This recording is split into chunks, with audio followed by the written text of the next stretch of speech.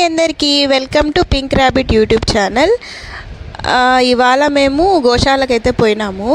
ఇది వినాయక్ ఘాట్ అనమాట. ఇక్కడ విగ్రహాలు వినాయకుడి విగ్రహాలన్నీ ఇక్కడ నిమజ్జనం చేస్తారనమాట. దీనికి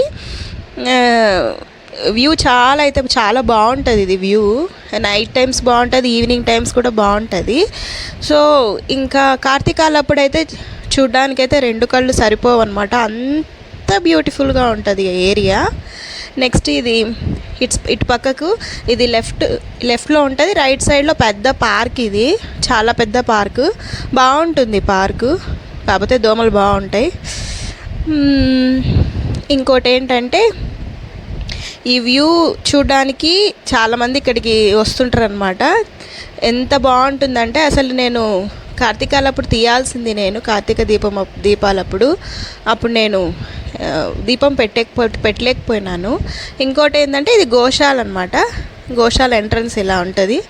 ఇక్కడ నాగులకైతే పూజ చేసేసుకొని లోపలికైతే వెళ్ళిపోయినాం మేము. బాగా ఎండ ముందే తొందరగా వచ్చేస్తుంది కదా ఈ మధ్య. బట్ 2 days నుంచి ఎందుకో చాలా కూల్గా అయితే ఉంది. చాలా అని చెప్పడానికి ఎందుకంటున్నా అంటే బాగా వేడి వచ్చేసింది కదా, సడన్గా కూల్ అయిపోయింది అనమాట క్లైమేటు. సో ఇది మ్యాటర్. ఇక్కడ కృష్ణుడు ఉంది చూడండి విగ్రహము, బాగా క్యూట్గా ఉంది. ఇంతకుముందు అక్కడ చెట్లు మంచిగా పెట్టేవాళ్ళు, ఇప్పుడు తీసేశారు. ఇక్కడ చాలా ఆవులు ఉంటాయన్నమాట. ఎన్ని ఆవులు అంటే అసలు 1000 ఆవులు ఉంటాయన్నమాట. 1000 ఆవులు ఉన్నాయన్నమాట. కాకపోతే ఇక్కడ చూపించట్లేదు, లోపల పెట్టేసినారు ఆవులను అన్నిటినీ. ఇంకోటి ఏంటంటే మేము పాస్ట్ 4 days నుంచి అనుకుంటున్నాం గోశాలకు రావాలని చెప్పేసి. అస్సలు కుదరకుండా ఉంది. ఏదైతే అది అయింది అని చెప్పేసి అని క్యాన్సిల్ చేసేసుకొని ఈరోజైతే గోశాలకైతే వచ్చేసినాము. మీరు కర్నూలులో ఎవరైనా ఇంకా విజిట్ చేయలేదంటే ష్యూర్గా విజిట్ అయితే చేయండి, బాగుంటుంది ప్లేస్ అయితే. మధ్యలో అయితే కృష్ణుడు అయితే ఉన్నాడు.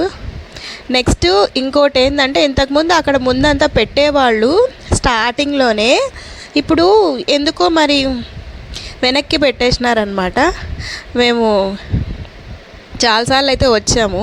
ఈ మధ్య మాకు రెండో బాబు పుట్టిన తర్వాత ఒక్కసారి కూడా మేము రాలేకపోయినామన్నమాట.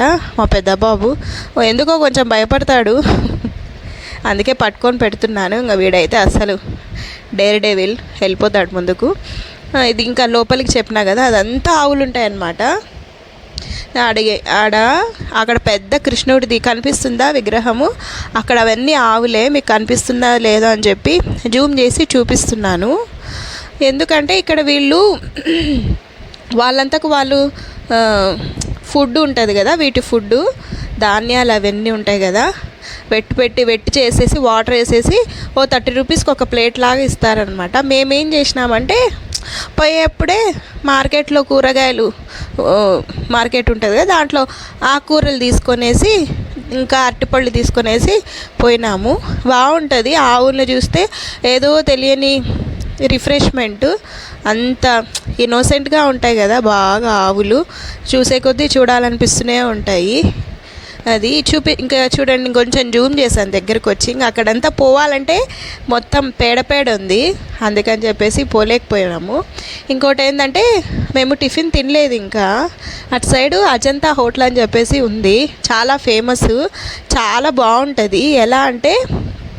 ఎలా చెప్పాలి, కడపలో మయూర చాలా ఫేమస్ అనమాట ఇడ్లీకి సాంబార్కి. సాంబార్ అయితే ఊరికే ఎత్తుకొని తాగొచ్చు, అది కడప వాళ్ళందరికీ తెలుసు. నా సబ్స్క్రైబర్స్ కడప వాళ్ళు, నా ఫ్రెండ్స్ అందరు ఉన్నారు. అలానే అజంతాలో కూడా అంత బాగుంటుంది సాంబార్ అని చెప్పను, కానీ ఇడ్లీ మాత్రం చాలా బాగుంటుంది.